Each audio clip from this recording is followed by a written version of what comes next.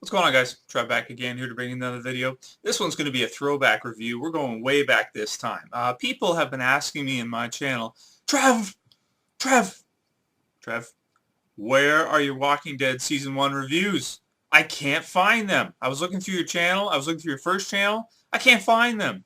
The reason why is because I was having some trouble with my first account, which is called Trevor Harris 881. I had to delete them because of Zoom from the UFC. My account was like this close from being deleted, and I was almost done on YouTube. And just to be careful, I had to go through and delete them just in case. Kind of regret it now that I did that, but hey, you want to make an omelet, you got to break some eggs. So now we have an omelet, and we're going to go back and we're going to make some more eggs. I decided I'm going to start with this and redo this episode.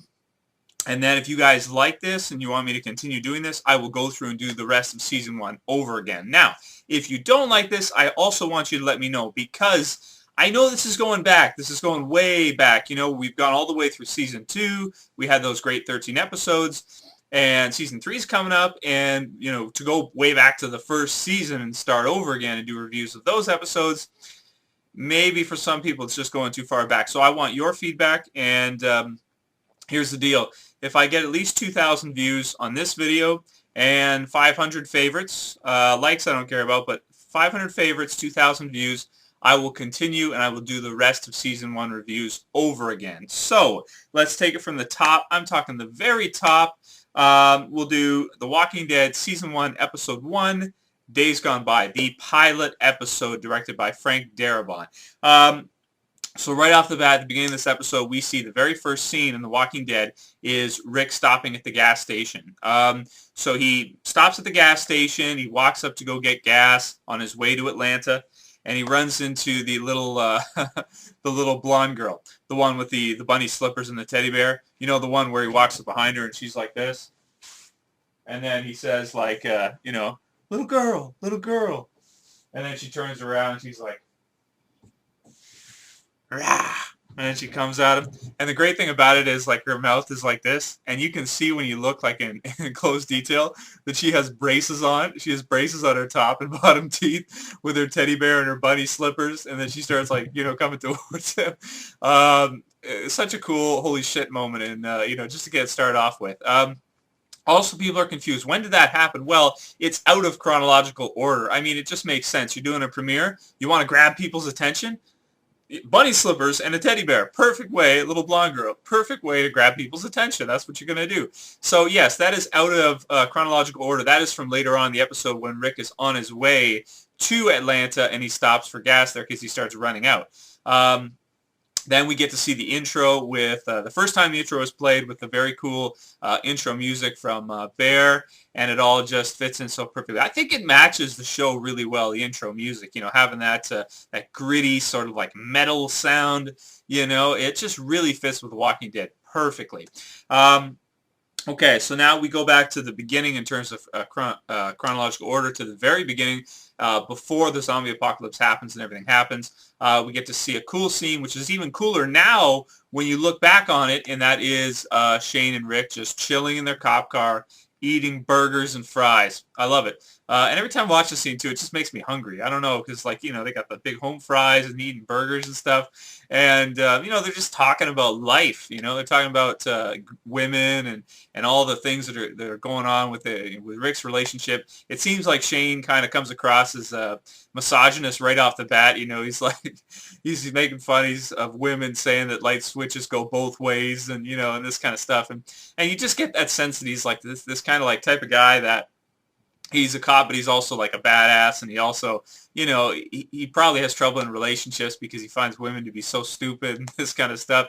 And he's asking Rick, how's it going with Lori and this kind of stuff. And so Rick tells him a little bit about their trouble, their relationship, and how much Lori's a bitch, and Shane's just kind of like, oh, I see. And later on, of course, we get to find out how much more of a bitch she is, because it gets even worse as time goes on. Okay, cool. So then they hear the, report in from the radio that there are some escapees, 3 to be exact, from a local prison, and they go to do their duty. They go out there. Shane lays down the strip. Car comes in an awesome scene. Boom, hits the thing, goes flipping and rolling.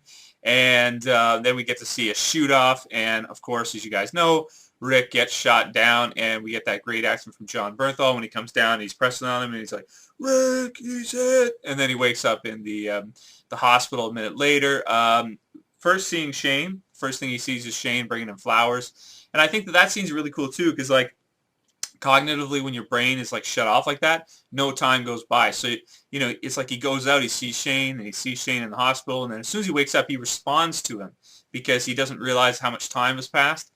And he looks over the flowers that the girl from Dispatch gave to Shane to give to him, and they're all dead. I think that is just some of the most masterful symbolism. Man, in the whole Walking Dead show, I think that's probably the best symbolism there is. The fact that they're all dead now. They were alive, they were vibrant, beautiful flowers.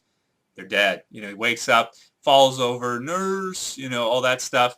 And we get to see some of the coolest scenery in all of the Walking Dead TV show. By the way, this episode has the coolest scenery, environment shots. It's just absolutely beautiful. If you watch it on Blu-ray, I have it on Blu-ray here, it's even better quality than when it was on television, and unless you watch it on AMC HD. Me personally, I have AMC regular, but I'm probably going to look into getting AMC HD because for next season, because I mean, the first episode is just beautiful. And in terms of it versus the rest of the Walking Dead show, it feels so different. The environments and stuff are so much more elaborate. When he's walking through, well, let's start off first when he exits his room. You see the bed that's been pressed up against the door that we find out later Shane had pressed against the door when the outbreak was happening.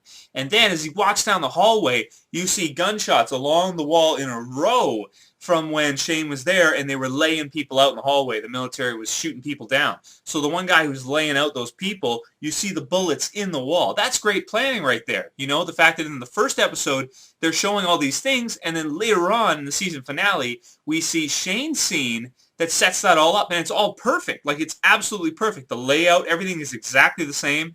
The bed against the door, exactly the same. The bullets in the wall match. Good planning, very good planning. Pro stuff, man. Frank Darabont doesn't mess around. He does, he's got everything, to the T, planned out exactly how it's going to go, no fluff.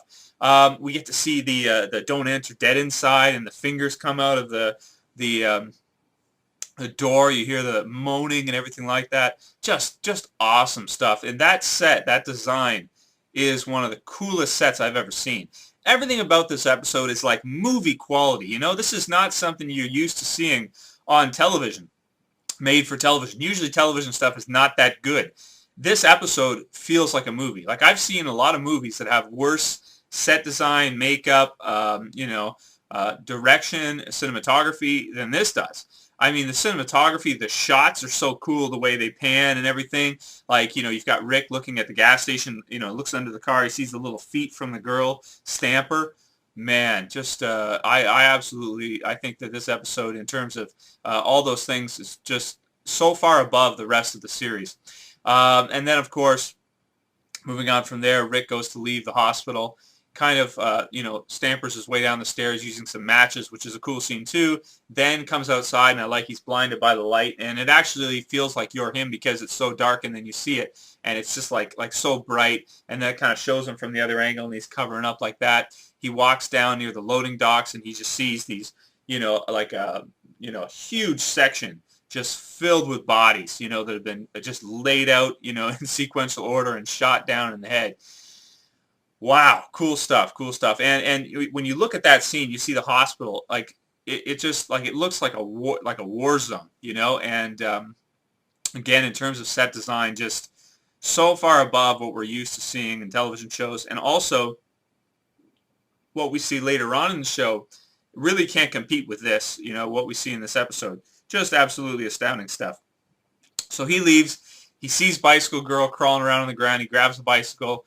He goes home. We get to see some amazing acting from Andrew Lincoln as he gets home and he cries for Lori and Carl and everything like that. Just, he obviously is the right actor to play Rick. I mean, he does a tremendous job, amazing acting. He sells the performance really well. Not for 1 second did I think he actually looked like he's in pain, in this. He just really does a good job. So then we meet Dwayne as he hits Rick in the face with a shovel, and Morgan walks up and caps the zombie. I like the way he walks up too. He walks up, he's just like that, and then he walks over and he's like, "Did you say something, son?" And then Rick calls for Carl, and then he's like, and then he takes them, and the exposition is provided. The zombie apocalypse is explained. The walkers by Morgan. And we have Rick sort of coming to everything. They eat some beans, and then they pretty much peer out the windows. Of course, Morgan's got all the windows blanketed and everything. And again, just one of the coolest shots in the entire series of The Walking Dead as he looks out the window, and you see it real dark, and these zombies are just kind of stamping around. This car alarm's going off, and just the lights are everywhere. And, it's just a holy shit, like, look, you get to see that. You're like, wow, that is so cool, just so freaking cool. So then, of course, they go to the gun shop, they have a shower, and again, with Frank Darabont, the pacing of the way he films is so much different from the way modern-day films and cinema and TV are shot. He shows things that others don't show, like he shows Rick walking down the stairs, leaving the hospital. He shows a lot of things that a lot of other directors and stuff, and also even in this show, don't illustrate, like a lot of times Rick being alone and just walking places and that kind of stuff, and just admiring the beauty of this world, making it feel more realistic and making us feel entrenched in this world. That's a directing style that we these days do not get very often, and I like it in here because I feel like it works. Now, granted, the episode is extra long. I think it's about 1 hour and 20 minutes roughly with commercials. I think it's an hour and a half roughly, from what I remember of it airing. I don't know if the runtime's on here, but I don't want to waste time looking for a runtime. You guys know what I'm saying. The episode's longer than a normal episode, so they do more things in it.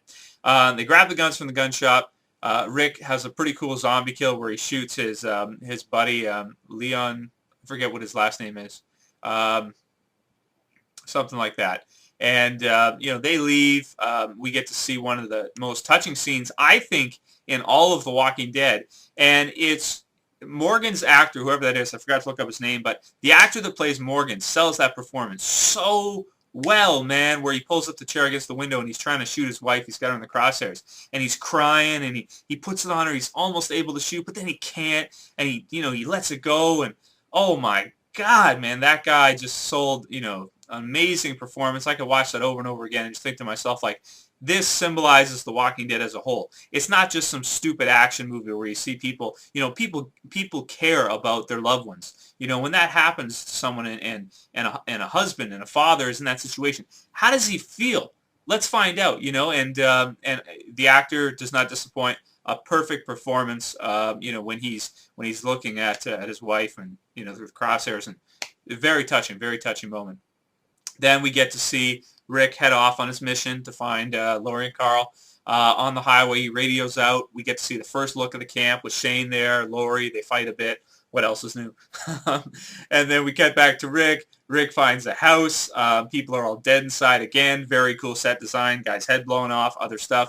Grabs the horse, rides it into town.